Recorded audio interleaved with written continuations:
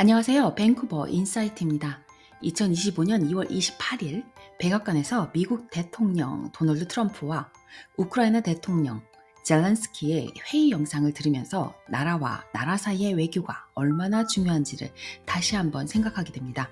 이날 회의는 우크라이나의 안보 보장, 주요 광물에 대한 접근, 러시아와의 잠재적 휴전 등을 논의하기 위해 만났습니다.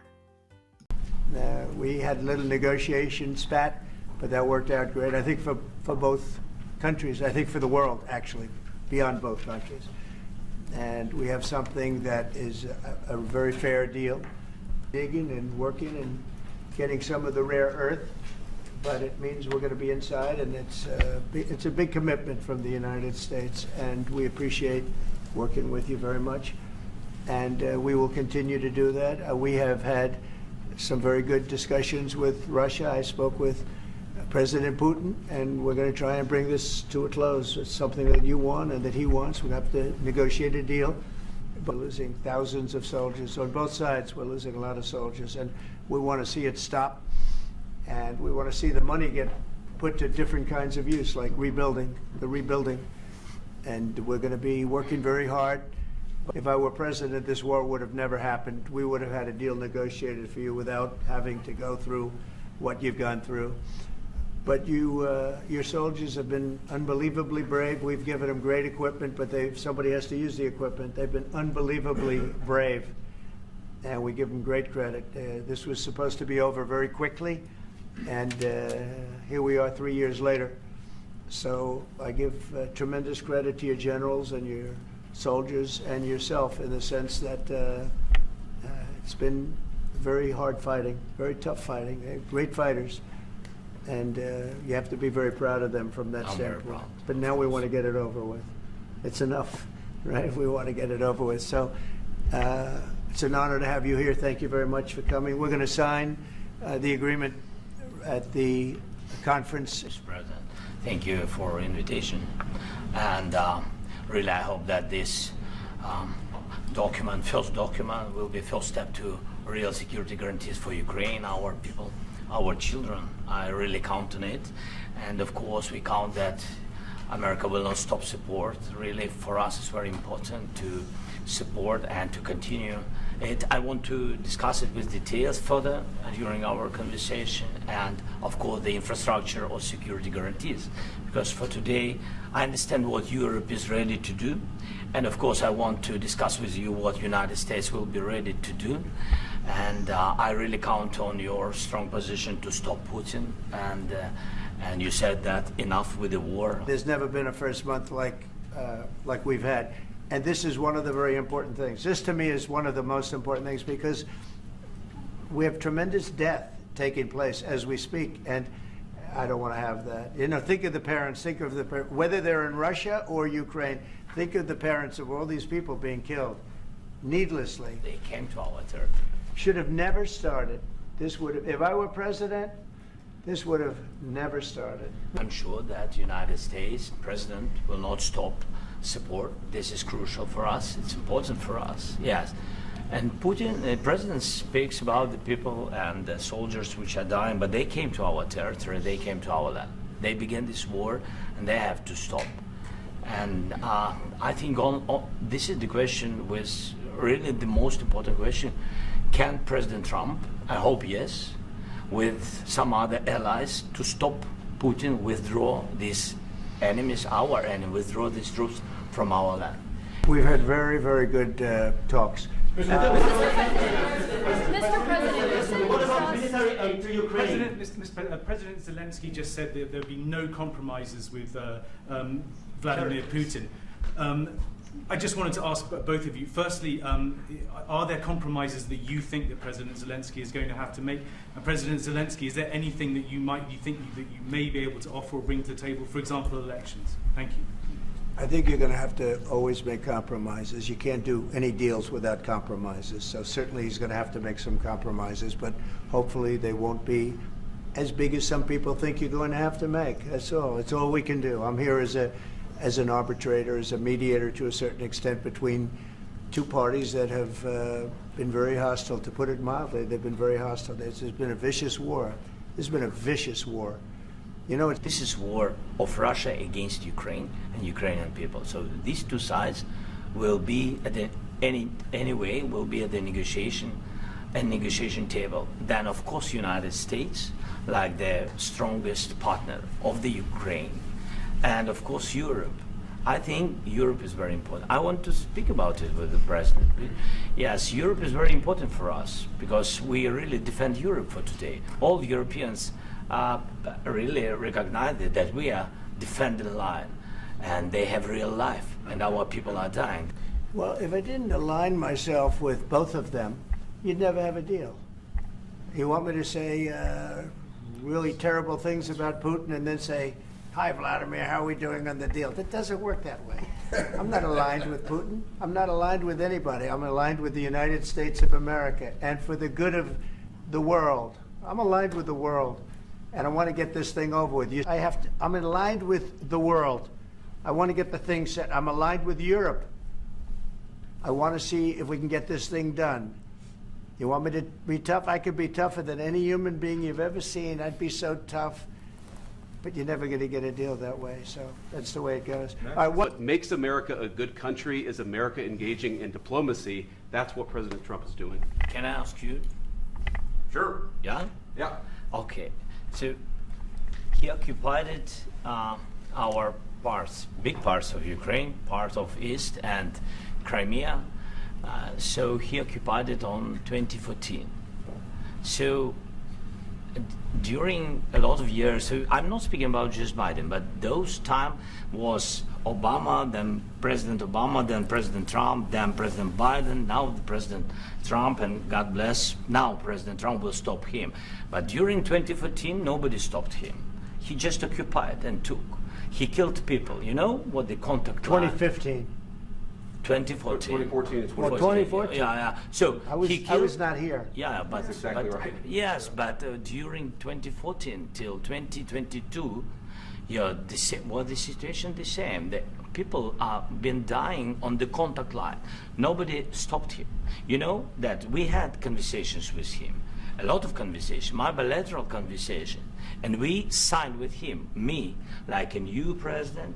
In 2019, I signed with him the deal. I signed with him, Macron and Merkel, we signed ceasefire. Ceasefire. All of them told me that he will never go. We signed him with gas contract. Gas contract.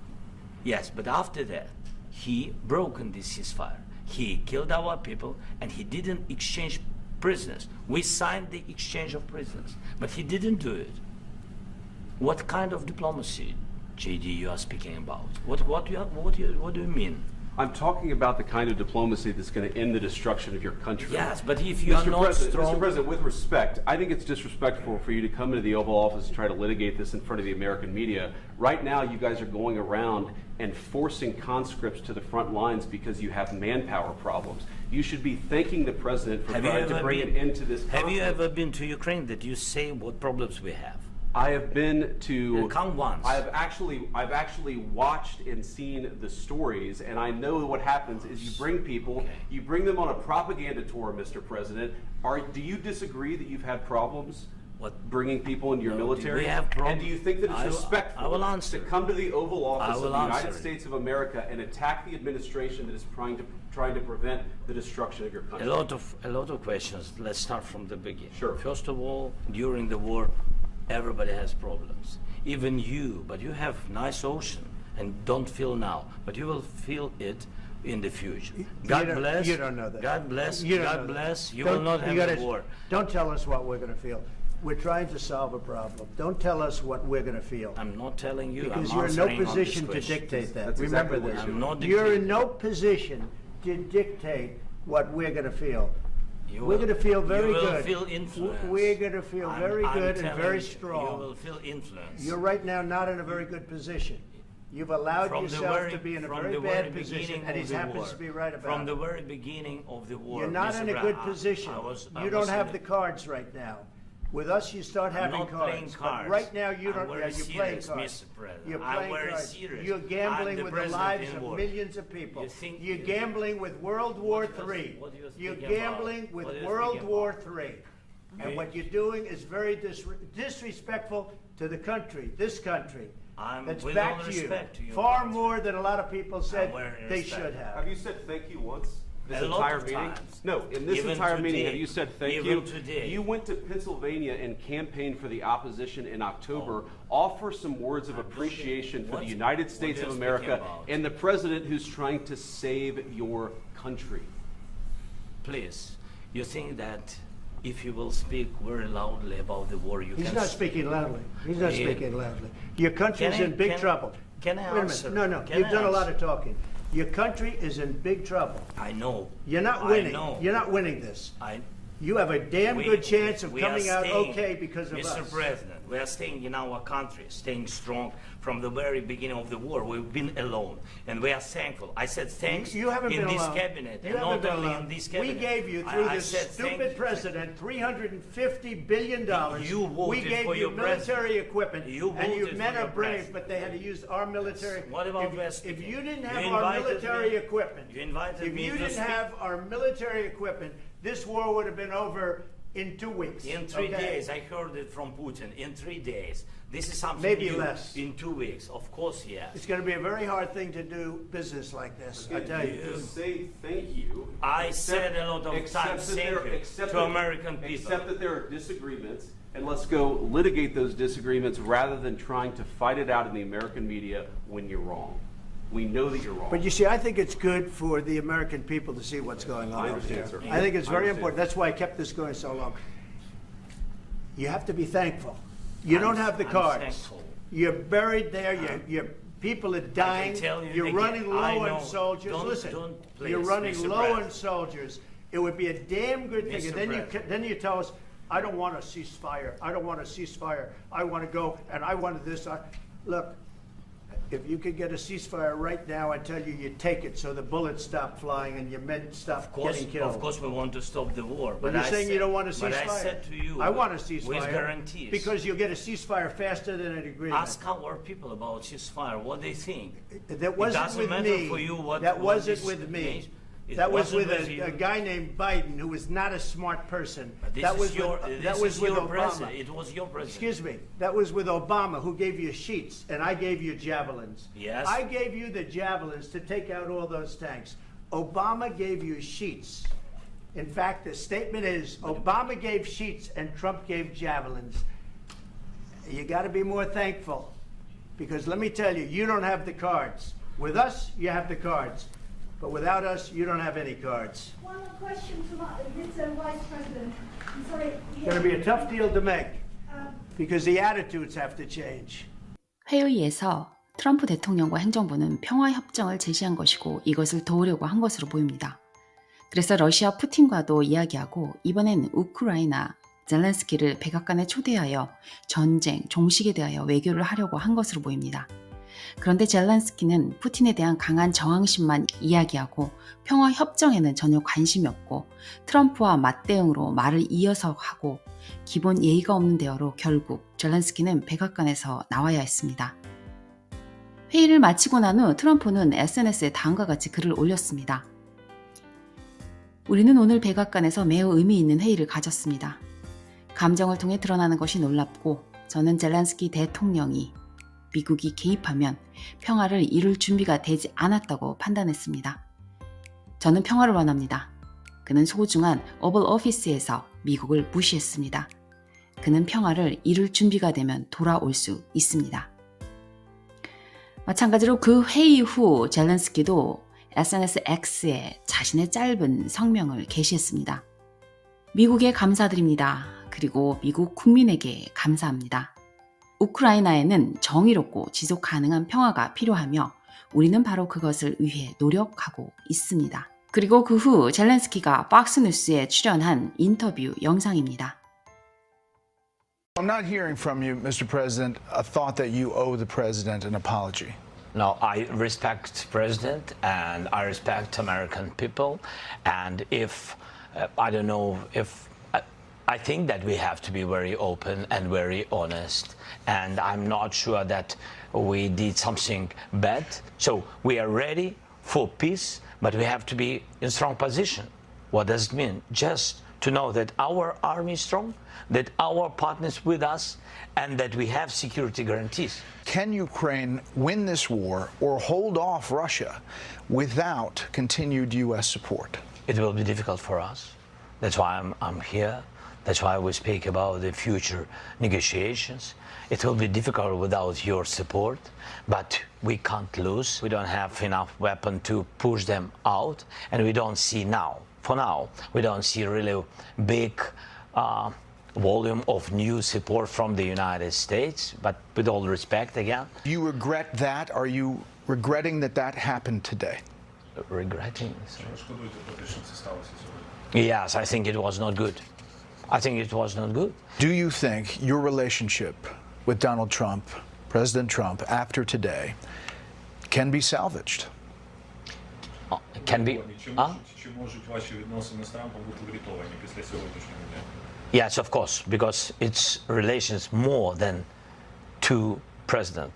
It's the historical relations, strong relations between our people. Thank you very much for the Thank time. you.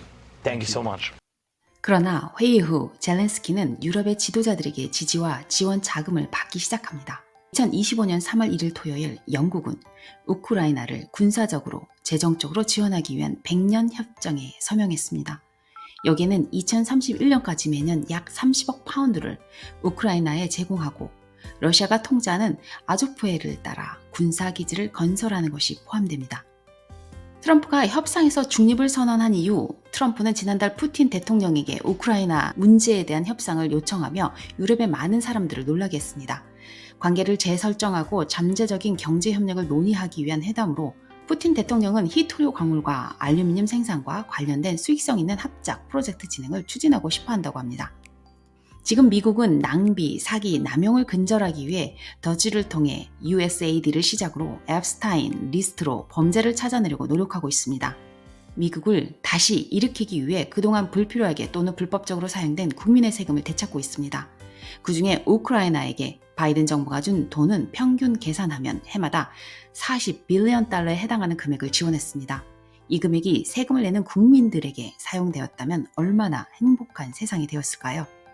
한 나라의 지도자로서 외교는 아주 중요합니다. 국민을 살릴 수도 힘들게 할 수도 있습니다. 우크라이나 국민이라면 오로지 한 가지, 하루라도 빨리 전쟁이 끝나길 바랄 것입니다. 그러나 젤렌스키나 세계 지도자들은 전쟁을 끝까지 돕겠다는 마음으로 자금을 계속 지원하려고 합니다.